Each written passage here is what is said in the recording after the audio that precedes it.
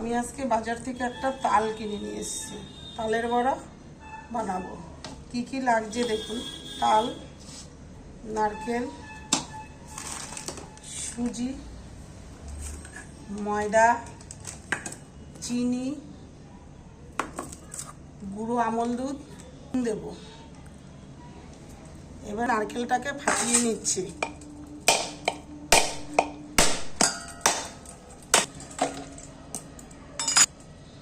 আমি তালটাকে ঝাড়াচ্ছি।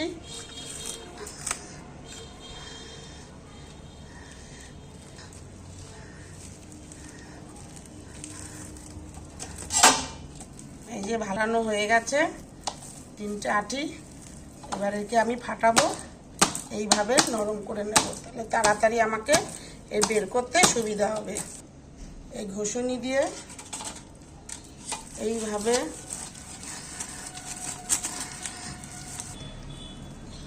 আমার এই আটির থেকে দেখুন তাল বের করে নিয়েছি। এবার পরের বাকিগুলো আমি এইভাবেই সব বের করে নেব।